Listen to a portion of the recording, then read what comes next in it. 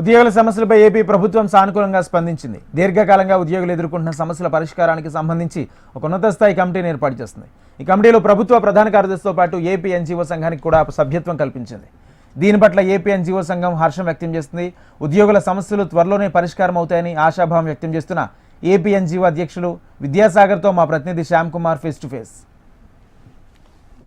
ఉద్యోగుల సమస్యల పట్ల ఏపీ ఎన్జీఓ ఏపీజేఏసీ చేసిన పోరాటానికి ప్రస్తుతం ఫలితాలు అయితే బయటకు వస్తున్నాయి. ప్రస్తుతం ఏదైతే గత నెలలో జరిగిన సమావేశానికి సంబంధించి కూడా దానికి సంబంధించి ఏదైతే ఉద్యోగులు దీర్ఘకాలంగా ఎదుర్కొంటున్నారో, ముఖ్యంగా గత ప్రభుత్వ హయాంలో ఏదైతే ఉద్యోగులు ఎదుర్కొన్నారో ఆ సమస్యలకు సంబంధించి కూడా చర్చించడానికి ప్రత్యేకంగా కమిటీ కూడా ఏర్పాటు చేశారు. ఆ కమిటీలో ఏపీ ఎన్జీఓ కూడా స్థానం కల్పారు. దీని పట్ల ఏపీ ఎన్జీఓ ఎలా రెస్పాండ్ అవుతుందో చూడడం. చెప్పండి, ఈరోజు మీరు చేసిన కృషికి ఈరోజు ముఖ్యమంత్రి గారు ఒక కమిటీని కూడా ఏర్పాటు చేశారు. కమిటీ ఏర్పాట్ల పట్ల ఏపీ ఎన్జీఓ ఎలా రెస్పాండ్ అవుతుంది?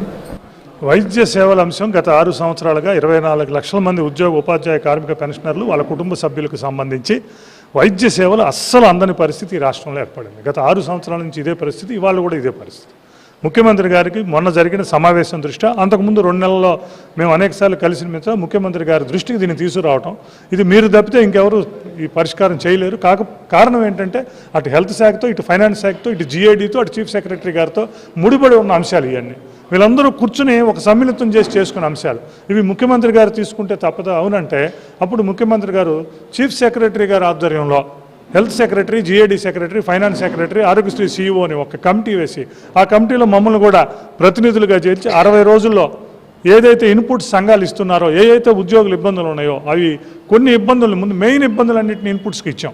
వాటన్నిటి మీద వాటి పరిష్కారాన్ని సూచిస్తూ 60 రోజుల్లో దీని మీద ఒక రిపోర్ట్ చేయాలి, దాన్ని క్రియాశీలకంగా ఏం చేయాలన్న దాన్ని ముఖ్యమంత్రి గారు పర్సనల్గా తీసుకుని ఇచ్చారు. దానికి ఉత్తర్వులు కూడా వచ్చిన సందర్భంగా మరి వైద్య సేవల ప్రక్రియలో, దాన్ని ప్రక్షాళన చేసే ప్రక్రియలో, ఉద్యోగులు స్క్రూటినీ విషయంలో, పేమెంట్ విషయంలో, అవుతున్న డిలే విషయంలో, అలాగే ఇన్సూరెన్స్ కోరుకుంటున్నాం ఆ ఇన్సూరెన్స్ విషయంలో, ప్యాకేజ్ రేట్స్ పెంచే విషయంలో, అలాగే సీలింగ్ పరిమితి 2015లో 2 లక్షలు ఉన్నది, ఇవాళకి 2 లక్షలే ఉన్నది. మరి 11 సంవత్సరాల తర్వాత కూడా 2 లక్షలు అంటే ఇవాళ వైద్య సేవలు కరోనా తర్వాత ఎలా అయినా చూస్తున్నాం. వీటన్నిటి మీద నిర్ణయం తీసుకోవాల్సిన బాధ్యత, దానికి మొదటి అడుగు పడింది. ఇంకా వడివడిగా మిగతా అడుగులు కూడా పడతాయి. మరి ఉద్యోగులు, ఉపాధ్యాయులు, ముఖ్యంగా మా పెన్షనర్స్కు సంబంధించి ఇబ్బందులు ఉన్నాయి. వాటన్నింటినీ తొలగించే విధంగా ఈ వైద్య సేవల కమిటీ ఉంటుందని చెప్పి ఆశిస్తూ మరి వైద్య సేవల కమిటీని వేసి 60 రోజుల్లో అని చెప్పి స్ట్రిక్ట్గా ఇన్స్ట్రక్షన్స్ ఇచ్చిన ముఖ్యమంత్రి గారికి, మరి కమిటీ హెడ్ అయిన చీఫ్ సెక్రటరీ గారికి, ఫైనాన్స్ మినిస్టర్ గారికి, జిఓఎంలో ఉన్న మరి మినిస్టర్లు సత్యకుమార్ యాదవ్ గారికి, అలాగే మనోహర్ గారికి, వీరందరికీ ఏపీ ఎన్జీఓస్ పక్షాన, జేఏసీ పక్షాన తెలియజేస్తున్నాం. ఆ రోజు 19 అక్టోబర్ ముఖ్యమంత్రి గారి సమావేశమై డిఏ ప్రకటించారు. డిఏ రివైజ్డ్ జీవో కూడా ఇచ్చారు. మరి పోలీసులకి 1 మంత్ చేశారు, అది కూడా జరుగుతుంది. అట్లాగే ఆర్టీసీ ఉద్యోగులు ప్రమోషన్ అన్నారు, ఆ ఉత్తర్వులు కూడా వచ్చినాయి. వైద్య సేవల కమిటీ ఉత్తర్వులు వచ్చినాయి. వీటన్నిటితో పాటు అంటే ముఖ్యంగా చూసుకున్నట్టయితే ఇది చైల్డ్ కేర్ అనేది, చైల్డ్ కేర్ గతంలో ఈయన ముఖ్యమంత్రిగా ఉన్న సమయంలో దాన్ని అనౌన్స్ చేస్తే తిరిగి దాన్ని తెరపైకి తీసుకొచ్చే అవకాశం ఉంది. గత చంద్రబాబు నాయుడు గారు ముఖ్యమంత్రిగా ఉన్నప్పుడే ఏపీ ఎన్జీఓస్ రాష్ట్ర కౌన్సిల్ సమావేశాల సందర్భంగా శ్రీకాకుళంలో మేము అడిగితే వారికి చైల్డ్ కేర్ లీవ్ని 60 రోజులు ఇస్తూ మొట్టమొదటిగా చేశారు. దాని తర్వాత 180కి చేశారు. అది వయోపరిమితి ఉండటం వలన దాన్ని ఎవరు 80% మంది 2 లక్షల మంది మహిళా ఉద్యోగుల్లో కనీసం 1,60,000-1,70,000 మంది దాన్ని వాడుకోలేని పరిస్థితిలో ఉన్న పరిస్థితిని మన ముఖ్యమంత్రి గారి దృష్టికి తీసుకెళ్ళాం. ఆ ఫైల్ 4 సంవత్సరాల నుంచి తిరుగుతుంది. దాని మీద ఒక అడుగు పడిన పరిస్థితి లేదు. మన ముఖ్యమంత్రి గారి దృష్టికి తీసుకెళ్ళి మరి మహిళా ఉద్యోగుల పట్ల ఇదే ఉండాలంటే ముఖ్యమంత్రి గారు మహిళా ఉద్యోగుల పట్ల తప్పనిసరిగా మేము చేస్తాం. వారికి చైల్డ్ కేర్లు, పిల్లలు 1-2 పిల్లలు ఉంటారు, పిల్లల్ని చూసుకోవడానికి, ముందుకు తీసుకెళ్ళటానికి వాళ్ళకి ఇవ్వాల్సిన బాధ్యత మన మీద ఉందని చెప్పారు. దానికి ధర్మిల నిన్న మరి చైల్డ్ కేర్ లీవ్, అలాగే సింగిల్ మేల్ మెంబర్స్కి కూడా చైల్డ్ కేర్ లీవ్ అంటే భార్య లేకుండానో విడాకులు తీసుకున్నప్పుడు, పిల్లల సంరక్షణలో ఉన్నప్పుడు ఆ భర్తకో లేకపోతే సింగిల్ ఫాదర్కో అది ఇస్తూ కూడా చేయటం పట్ల 2 లక్షల మంది మహిళా ఉద్యోగులందరూ కూడా తమ హర్షాన్ని వ్యక్తం చేస్తున్నారు. రాష్ట్ర ప్రభుత్వానికి ఏపీ ఎన్జీఓస్ అసోసియేషన్ పక్షాన, ఏపీ జేఏసీ పక్షాన మేము ధన్యవాదాలు తెలియజేస్తున్నాం. అట్లాగే మిగిలిన అంశాలు ఏవైతే ఉన్నాయో 2004కు ముందు నోటిఫికేషన్ ద్వారా వచ్చి 2004 తర్వాత అపాయింట్ కాబట్టి మరి భారతదేశం అంతా కూడా ఓపీఎస్లో ఉంటే ఇక్కడ సిపిఎస్లో ఉండే పరిస్థితిని ముఖ్యమంత్రి గారి దృష్టికి తీసుకెళ్ళాం. అలాగే అందరికీ 60 నుంచి 62 అడగకుండా ఇచ్చారు. పబ్లిక్ సెక్టర్ ఉద్యోగులకి, గురుకుల సొసైటీల పాఠశాల ఉద్యోగులకి ఇవ్వాల. మరి వాళ్ళకి ఇవ్వమని చెప్పి ఉన్నాం. దాని మీద కూడా జీఓఎంఓ వేశారు. అతి త్వరలోనే దాని మీద కూడా డెసిషన్ వస్తుందని ఆశిస్తున్నాం. దీంతోపాటు మరి పెన్షనర్స్కి ఎడిషనల్ క్వాంటమ్ ఆఫ్ పెన్షన్ని 2017లో చంద్రబాబు నాయుడు గారు పెన్షనర్స్ సమావేశం అనౌన్స్ చేశారు. 18లో దానికి సంబంధించిన ఉత్తర్వులు ఇచ్చి అమలు చేశారు. గత ప్రభుత్వం దాంట్లో కోత విధించింది. 4,40,000 మంది పెన్షనర్స్కి కోత విధించి వాళ్ళ దాంట్లో పెన్షన్లో నుంచి 6% తగ్గిన పరిస్థితి. అందుకని ఇప్పుడు దాన్ని పునరుద్ధరించమని అడుగుతున్నాం. ప్రభుత్వం కూడా సుముఖత ఉంది.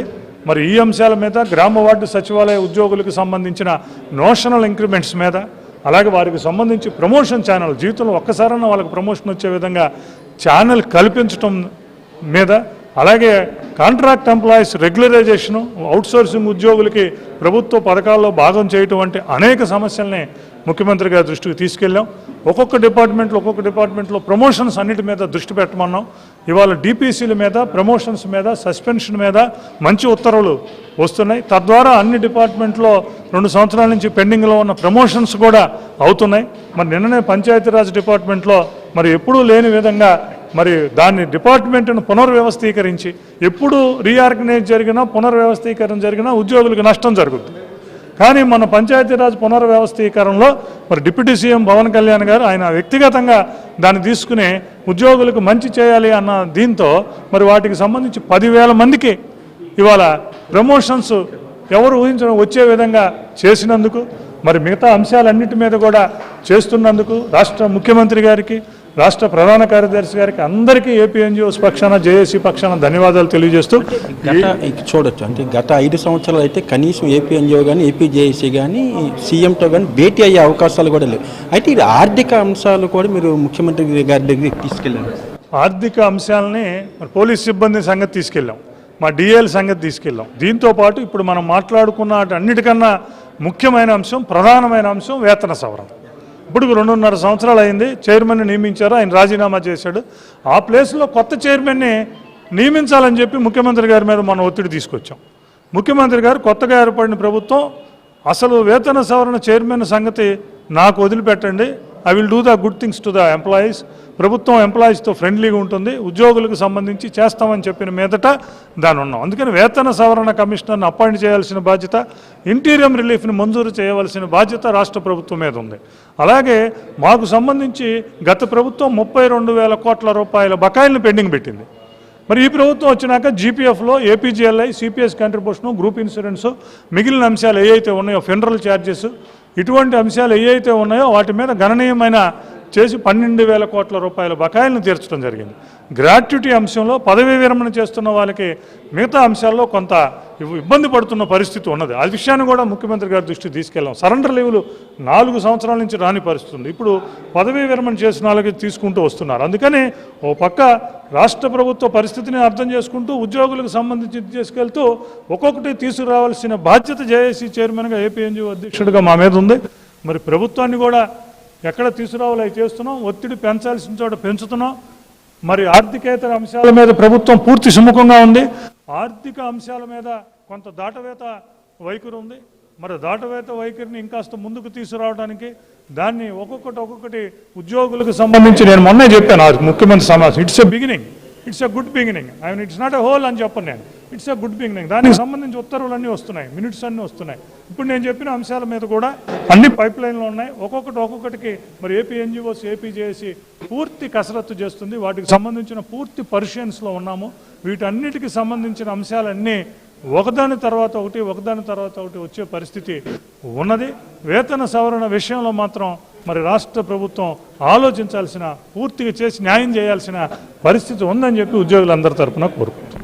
అంటే మొత్తం మీద చూసుకున్నట్లయితే ఏదైతే ఏపీ ఎన్జిఓ, ఏపీ జేఏసీ చేస్తున్న ఫలితాలు మాత్రం ప్రస్తుతం సత్ఫలితాలు ఇస్తున్నాయని అనమాట ఏపీ ఎన్జిఓ అభిప్రాయపడటం. ఏదైనప్పటికీ కూడా ముఖ్యంగా వేతన సవరణకు సంబంధించి కూడా ముఖ్యమంత్రి దీనిపైన సానుకూలంగా స్పందిస్తారంటూ కూడా ఏపీ ఎన్జిఓ అభిప్రాయపడటం ఉంది.